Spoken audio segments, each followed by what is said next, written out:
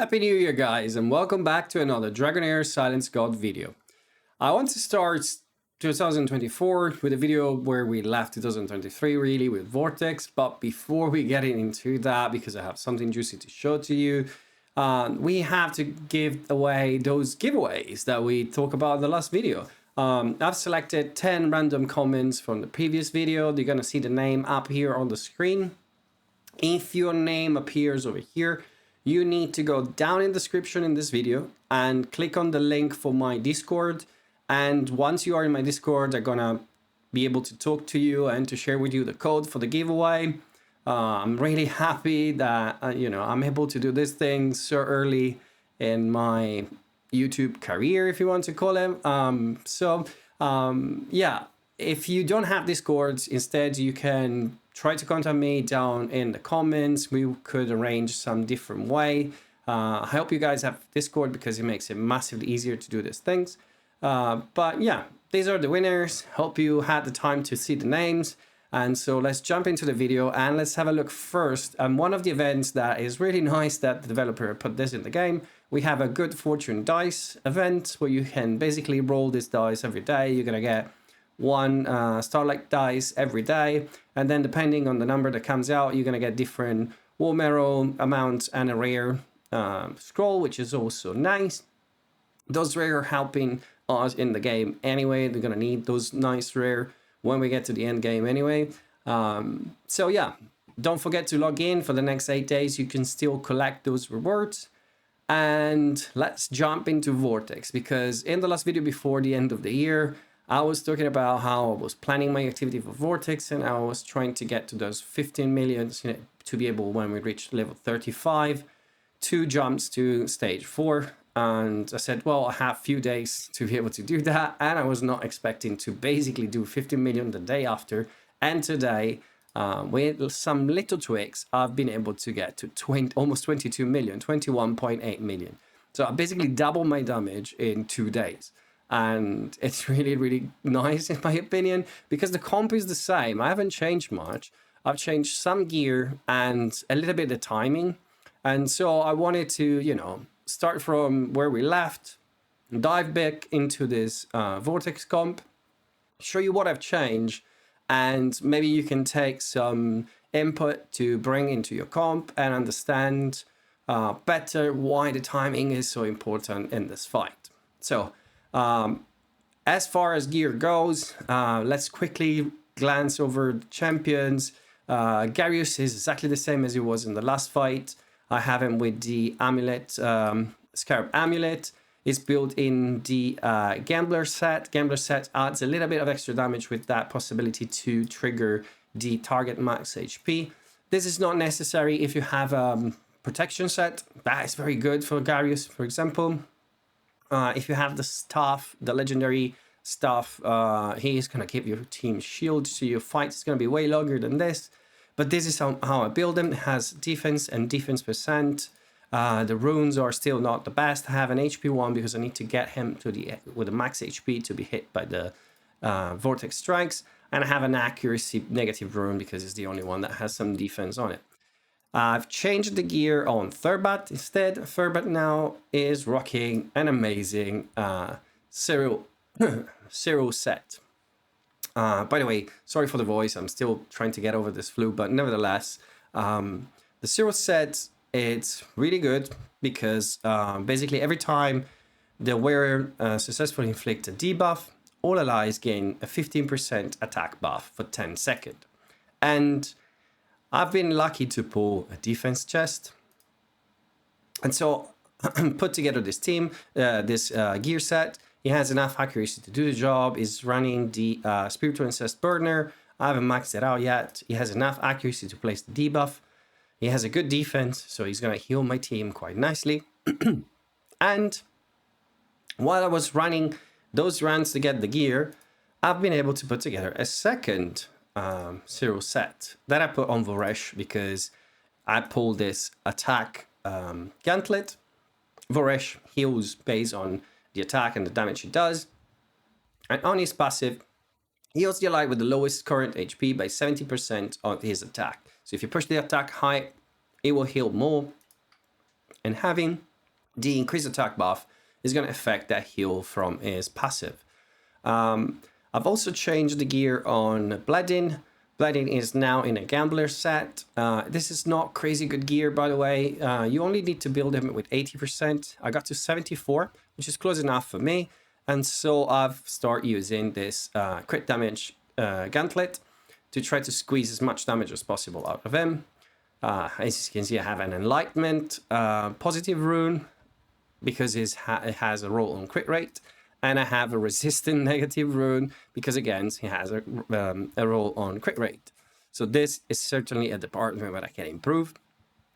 I could also start to switch to a crit rate gauntlet and maybe lose the arcane music box. But for the moment, this is working. Is a perfect support for my main damage dealer, which is, again, Gertin. Gertin is probably running pretty much the same set. She's running the Inventor Light Armor, the Inventor set. Inventor set basically stack on your champion this up to 4 times this 8% damage bonus, and is absolutely amazing on the Ice Blast champion. Her damage is absolutely crazy. To show you very quickly the timing and the change I've made over here, I'm going to show you this very quickly and explain the reasoning, but we're going to see the effect of this one on the run as soon as I talk about the time, and then you can see what I'm talking about. So I've changed the time for Gary's heal. It's now 15.1 seconds and is happening every 20 seconds. This heal now is happening between the 2 hits. The slash with the hand, the A3 of the boss. I've noticed that basically my previous timing was not really perfect.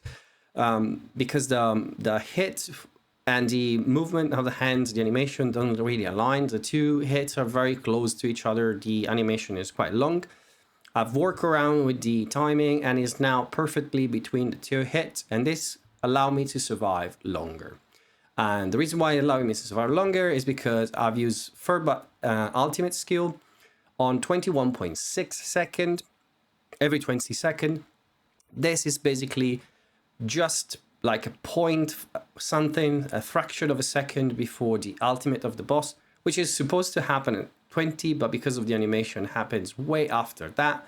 And I'm trying to take advantage of it by basically placing that 10-second attack penalty on the boss as far as possible down the line in the second rotation. So it will cover the ultimate, the first double hit, and the Thunder Strike on your tank. That single hit that will hit your tank. In my case, Garius.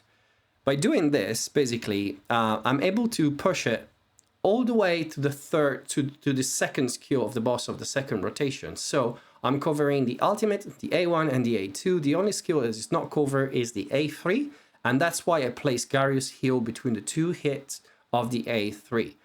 This allowed me to get very far in the fight and to keep my team alive and cover by healing basically through the entirety of the fight. Because not just that, but I've staggered the 2 ultimate from Voresh and Furbat exactly 10 seconds apart. And this will give me the increased attack, because if you remember, those are the 2 champions that are running the increased attack gear. It will give me the increased attack through the entirety of the fight. So my champion is going to have always that 15% bonus, plus the bonus that they place to themselves with the Ice Blast, the Crystal, and the bonuses that Gertin is having from her passive. I've also timed Bledin ultimate at 12 seconds, so happening a fraction of a second after the placing of the decreased defense. And it's always going to happen every 20 seconds. Because I want that to stay in line. Is a triple hit. It's nice because it has the gambler set. I prefer that to hit on a boss with a decreased defense to bring that extra little bit of damage. I left instead Gertin without any timing because her timing for the ultimate is only 16 seconds. Bring it up to 20 will mean losing 4 seconds every rotation. And over the entirety of the fight is basically losing a lot of damage. So enough talking. You've seen everything is needed. These are all epic champion. You saw the gear. It's nothing crazy. Yes, it's legendary, but they're no legendary artifact. And let's have a look at how it works in real life. and I'll maybe put up a screen at the end to show you what the fight actually ended on. But as you can see, let's wait one moment to the next rotation so you can see what I'm talking about. Basically, here you're going to see the first hit from the boss, and then heal, and then the second hit. It's barely visible because it's early on in the fight, and then Furbot plays the decrease attack now, and this is going to run all the way until this point, where you're going to see the lightning strike, and the decrease attack is still on. And therefore, Garius is going to take way less damage than he will take without that decrease attack. My run was always ending with Garius dying, and pretty much everybody else being very healthy because I have a lot of heal on this run. And therefore, I've been playing around with those timing to be sure that my run runs as long as possible with everybody top up in health. So yeah, that's pretty much it, guys. I let it run and I see you when it ends so we can conclude the video very quickly.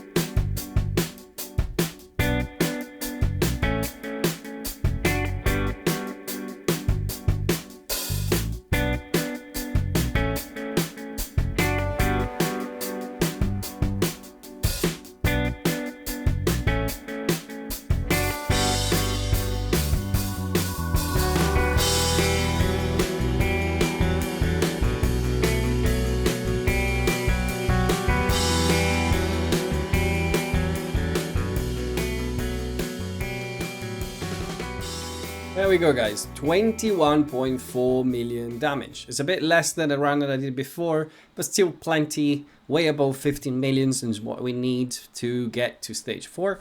Yeah, if you were looking at the statistics of the fight, you can see that basically Gertin did almost 14 million, so she does by herself the entirety of the damage that is needed to get to stage 4. The rest of the cast is there just to enable her and to keep her alive enough to get that damaged out. It's pretty crazy. You can see also the healing with Furbot doing most of the job over there. It's just crazy. I love this team. I love the Ice Blast. It's really fun to play. Yeah, again, the gear play a big factor over here, but the champions are all epic. Damage output is way more than what is needed, so even if you don't have exactly the perfect gear to do the job, you're still going to be able to do the 50 million, in my opinion. You just need to be on it and try to put the right gear in the right spot. And if you can play around with your timing, maybe you don't have exactly the same champion, but you can take some inspiration from what the timing I showed in the beginning of the video. I honestly think that for this team specifically, that timing is almost perfect. There is no flaw in the flow of the rotation. We are covering through 3 hits, and the only hit that we are not cover, we have the heal of Garius, as you can see, especially towards the end of the fight when there's hand slash twice. On the first hit, the health of the champions get very low, especially those squishy DPS. And if they will let the boss hit with the second one, they will die very earlier. They will lose probably a few million damage because they will die much earlier in the fight than what they do now. Healing them back completely in full health prolong the fight so much more. And yeah, I mean, I'm pretty proud of this result. I had few test runs today. I had some run again getting up to 22 million. It's just a bit of RNG, obviously, you know, that HP, max HP damage they can trigger or not. Those crit rates, they are not perfectly on at the moment yet. So yeah, it can variate a bit. But again, more than enough. And again, only epic champion, no legendary artifact, legendary gear, of course, because we start pushing towards that point of the game now. But once this is sorted, we can start focusing on the boss, and they will come up soon. We will get news of what those bosses that we have to fight for the lunar event, and so we can start getting back to the goblin, the domains, farm those domains and the goblin, and stock potions and materials for leveling, and we will get ready for the event very soon. This is everything for this video, guys. Hope you enjoy. Again, Happy New Year, and if you are amongst the winner, congratulations. Just contact me and on Discord, as I said. For anybody else, like and subscribe. It will help the channel grow. We will be able to do more giveaway in the future. And I wish you to all of you a Happy New Year.